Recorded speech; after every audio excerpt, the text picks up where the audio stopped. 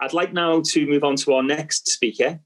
Anna Kell is a final year medical student here in Newcastle, but last year she intercalated with us on an MRes degree. Initially, she too was primed to go to the Gambia to do a project on the neonatal microbiome. The Gambia, the MRC, is one of the few places in Africa where that sort of work is possible. And she was all set to go. In fact, she got into the fields, and we'll be hearing a bit about that, I'm sure, at the moment. And then things didn't quite work out according to plan, and I'll not say any more, and I'll let Anna pick the story up from there. Thanks, Anna. Yeah, no problem. Thanks, Stephen. I'll just try and share my screen. Can you see that? Yeah, that's great. Yeah. Okay, yeah, so hi everyone, I'm Anna. I am a final year medical student, currently in Middlesbrough on my final year of placement. So as Stephen said, last year I intercalated in MRes and Global Health. So I'll be talking a little bit about how the project came about and the ups and downs at the beginning, and then go on to the actual project itself and talk a bit about the results as well. So the MRes at Newcastle offers loads of different subjects and projects that students can do, not just from medicine, just from all science backgrounds, but it's really popular with intercalating medical students, especially after fourth year. So I chose to do mine in Global Health, whose supervisors have links to Tanzania, the Gambia and Malaysia, and there were students in all these countries in spring of 2020 for a little while. So the first term was just teaching and exams, and then February onwards is kind of this 3-month research project and writing it up and producing a dissertation. So MRes Project Take One, you probably know where this is heading, what that being 2020 and global health. So I organised my project way back in December 2018 with Stephen. And was all set to go to the Gambia, to the MRC unit, which Daisy's very kindly told us all about. I had lots of different supervisors, all who took me under their wing, helped me prepare for this project in the neonatal microbiome, which is obviously very new to me. And with thanks to everybody who was involved in this. I don't know if anyone's watching. So it was myself and 2 other students who arrived very fresh-faced and eager to start in the Gambia on the 24th of February. I won't go too much into this because we've seen it all in the last presentation, but this is the MRC, very conveniently located next to this lovely beach. And we really got stuck in with the amazing teaching by Abdul and the genomics team, teaching me everything I needed to know about my project. So this is me in the labs getting hands-on and trying to remember all my A-level chemistry to try and help me with my project. So this all came to a very abrupt end on the 18th of March when the uni unfortunately had to pull all students abroad home to the UK. So we got about just under 4 weeks in the Gambia and we were just ready to start processing my samples and then had to fly home. So like most of the country and the rest of the world, I was then at home, twiddling my thumbs, wondering what to do. 6 weeks of project time gone. And then we had another few weeks of plans falling through, not really knowing what direction I was headed in, but also knowing that I had to write a 8,000-word dissertation that was worth 60% of my degree with nothing to write it on. Eventually, Sunil, who is the next speaker, saves the day and provided very kindly his PhD data on early life stress, so early childhood stress and adversity from Haryana in India. And together we sort of shaped this project looking at violence against women and young mothers, sun preference and how it affects early childhood growth and development. So as you can tell, I've made a very big U-turn. So my MRes modules were in molecular microbiology and all my reading was to do with the neonatal microbiome, and now I'm doing a project on epidemiology and gender discrimination. So quite the U-turn, but I just can't thank my supervisors enough for teaching me all about this, supporting me. So MRes Project Take Two. So gender-related diversity in rural India and its implications for young children. So I'm going to start with a bit of background, just about a couple of topics that are relevant to my project. So first off is gender inequality. And this is where people are treated differently or face different disadvantages based on their gender, which can obviously work both ways. But today we're discussing some of the disadvantages that women face across the world and how that relates to children. So things like being paid less, receiving poorer education, and things like the abandoning of female children, FGM, son preference, things like that.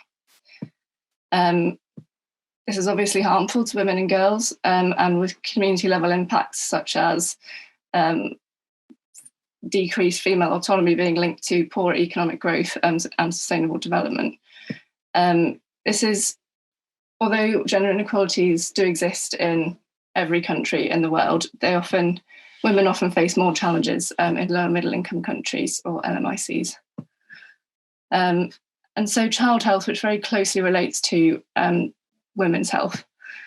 There's sort of increasing attention on the first 1,000 days of a child's life being really important. So that's the intrauterine period and the first 2 years of life. And if we don't get those years right, then it has lifelong implications. So 2 examples of this are stunting. So stunting is defined by the WHO as a height for age of more than 2 standard deviations below the reference mean. And this is usually a marker of chronic undernutrition or repeated illness in early life, but has much further reaching associations in later life. So increased morbidity, mortality, risk of chronic disease, poor educational attainment, the list goes on really. And the early years are really important for neurodevelopment as well. So the HPA axis exhibits plasticity in early childhood and actually develops differently in the presence of stress or adversity in early life. So women and children's health and well-being obviously are very closely interlinked in the direct sense that improving maternal health would improve neonatal health, and with child rearing still being a main role of many women worldwide, especially in low-income countries, good health allows them to provide nurturing environments for their children. And indirectly, non-health aspects of gender equality also have downstream effects. So, for example, maternal education and maternal autonomy in relationships are linked to better growth and development for young children. And they're both really important in the Millennium and Sustainable Development Goals, specific targets for each of them. So then a bit of background about India. Obviously, I never actually went to India. So this is based off my background reading, my literature reviews, especially qualitative studies, trying to learn a little bit more about the communities. And then everything Sunil taught me about having lived and worked there for the duration of his PhD. So women face many challenges across India. 2 examples: literacy rates are 20% lower than men overall, and over a quarter are married under the age of 18. Obviously, there's a lot of variation in this because India's population and cultures are really varied wherever you go. But generally, this is worse in the north, where gender inequalities are greater. So the 3 manifestations of gender inequality that affect women and children that we're discussing in this project were intimate partner violence, so physical, sexual or emotional abuse towards women by their male partners, and family and community abuse, which was maltreatment of any kind from other family community members, so non-partners, and son preference, which is the concept of families desiring and or favouring male children over female children. So, notes about India. IPV rates vary a lot depending on where you look, but reports in some areas are as high as 41%, especially in rural areas and young, low-income populations of women. I think from my reading, this is particularly exacerbated by very strict gender roles where there are really high expectations of wives in rural Indian communities where failure to meet those often results in punishment. And similarly with family and community abuse, especially in rural India, there's widespread sort of multi-generational living, and where sons usually stay in their family's home after they get married, girls move to their husbands' homes. So this, combined with the high expectations of wives, mean that vulnerable women are often at risk of abuse from their families, as well as their husbands' families, as well as their husbands. And this can include sort of violent and non-violent abuse. So, for example, intentional food deprivation, sleep deprivation, and control over childcare or healthcare, or women's whereabouts as well. Son preference. So there's loads of reasons behind son preference. I could probably do a whole talk on son preference. But some reasons behind it are sons earning more, carrying on the family name, being able to do manual labour, and especially relevant to India, they don't carry the financial burden of a dowry, where brides' families must provide money or gifts to their husbands' families when they marry. And the indicator of some preference that's commonly used is the sex ratio at birth, or the child sex ratio. And this can be skewed by some preference behaviours like sex-selective abortion, female child neglect, or female infanticide, which is sadly the killing of girl babies. You may have heard of India's missing girls, which is estimated at up to 10 million, I think, by some reports. So, children can be exposed to very high levels of adversity, poverty, stress, poor education, adverse early life experiences. So some knowledge gaps that we identified in the literature review. So how does IPV affect, so that's intimate partner violence, affect young children, so particularly under the age of 2, in low and middle income countries such as India? Its effects in older childhood have been well researched. So, for example, behavioural problems, risk of depression in later life, risk of perpetrating themselves, or PTSD, that kind of thing. And in lower income countries, it's also been linked to higher mortality rates, but there is a lack of child-specific and family-specific research on how it actually affects children in growth and development and their well-being. Similarly, there's not much research in general surrounding this household gender-based maltreatment of women in Indian communities, and next to none on how it affects young children. And again, some preference doesn't have a vast amount of research on it at all, particularly not in young children. So aims were to describe the prevalence of these processes and to investigate the effects of these on early child growth and development, and hypothesise that exposure to them would be associated with poor outcomes in young children. Just aware of the time, but I'll try and go through this quickly. So methods, this data was from the Spring RCT trial and the Early Life Stress sub-study. So thanks to those at the London School who shared their data for this project. So interviews were conducted with 1,273 mothers at a child's first birthday. This data, it was about lots of sources of early life stress and adversity. We just used 3 variables in particular, but this was processed using Stata 15. The explanatory variables were IPV. So we asked, well, I say we, the Spring team asked mothers if they'd experienced abuse from their husbands between falling pregnant and the first year postpartum. So that was a yes or no answer. And then we stratified it into abuse type as well. Family community abuse, we again, similarly did an ever or never between falling pregnant and first year postpartum, and also looked at the effect of a greater number of perpetrators. So looked at that as well.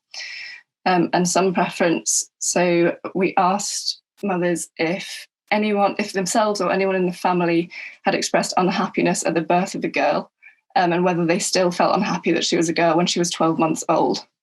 And we looked at the effect of this at different time points, as well as ever or never expressing some preference. So outcome variables were 18 months, height and weight, which were converted to Z-scores for age, so has and was. The Bailey scales of infant development, 3, which is the gold standard in development for young children, which were converted to scores accounting for the child's age and motor, cognitive and language. And confounders for relationships were trial arm, trial cluster, and socioeconomic status. And these were incorporated into the linear regression models and a logistic regression for predictors of stunting. So I'm going to have to speed through these, but results. So prevalence, we had about 10.3% of women reporting abuse from their husbands during that time. Emotional being the most common, followed by physical, then sexual. And then 6% reported family community abuse. A third of families expressed some preference, more at birth than at 12 months. And the in-laws are the most common perpetrators in the family community abuse, which is unsurprising given that girls moved to their husbands' homes. And grandmothers most commonly express some preference, which is quite striking, actually. It's almost double that of parents. So implications for children. Any IPV was negatively associated with child outcomes before and after socioeconomic adjustment, but the strongest associations were between physical IPV and child development scores. So you can see here the dark green bar is the children whose mothers experienced abuse during pregnancy or that year postpartum, and the pale green is never. Height for age was also negatively affected. And this agrees with previous studies, but is its first in India. So family and community abuse was similar. So child development was negatively affected, again, the dark bar being the abused group. And generally, the more perpetrators there were, the more negative the effect was. Height for age and weight for age were less affected here. And as far as we can see, this is a fairly novel finding in this setting. Son preference, so this was really interesting. The son preference at 12 months was strongly negatively associated with all outcomes. Only one of the studies investigated this. It did show similar findings. I'll just give a moment to look at this graph because it's quite loud. So the green bar is boys. So you can see generally the boys did worse than the girls who didn't have any son preference in the family. But the dark red bar is the girls whose families expressed unhappiness that they were a girl at 12 months of age. And they did worse than every other group in the study. So you can see height for age, weight for age, motor, cognitive, and language. And this is after socioeconomic adjustment, so the effect persisted even after adjustment. Stunting, IPV was predictive of stunting, so odds ratios here. Some preference at 12 months was 2, but less so after socioeconomic adjustment. I'm going to skip over this slide because that's from my MRes presentation. So conclusions, prevalence was lower than expected, but despite that, there were strong negative associations between IPV and other abuse against mothers and child development. And IPV and some preference at 12 months negatively associated with height for age and predict stunting, which is a particularly important marker of adversity. And some preference at 12 months really had a great effect on poor development in girls. Obviously, this has implications for women and children worldwide. As I said at the start, gender inequality is not limited to low and middle income countries. Like even in the Northeast, domestic violence is not unfamiliar. And abuse against children is obviously a reason for community support and a paediatrician, but it's kind of important to have a broader perspective of the adverse experiences that children have, because they do really have an impact on their growth and development. Future work follow-up in later life would be interesting to see what children are like compared to those who didn't experience this. Mechanisms is an interesting one to think about, but again, don't have time to go through that. So thanks to all my supervisors for setting up my MRes and then helping me get through it when things went a bit wrong. And then if there's any students watching, I'd just like to point out this bursary because I probably wouldn't have been able to do my MRes without it. Very thankful for that. And thanks to the MRC for having me very briefly. Thanks very much. Thanks very much, Anna. That was sorry, that was a bit rushed. That's a fantastic presentation. A lot of work for an MRes. It'll look more work than my PhD, so I'm a bit jealous there. Just time for one quick question. I just thought, so after obviously being cut short, do you have any plans to go back to the Gambia or perhaps to go to India? I would love to go back to the Gambia. I'd really recommend it to anyone who's thinking about it or any students that are thinking about an MRes. I'd really like to go back one day, maybe later on in my career or training. Would love to do what Daisy did. Thanks so much. I'll just hand back over to Stephen for the next talk.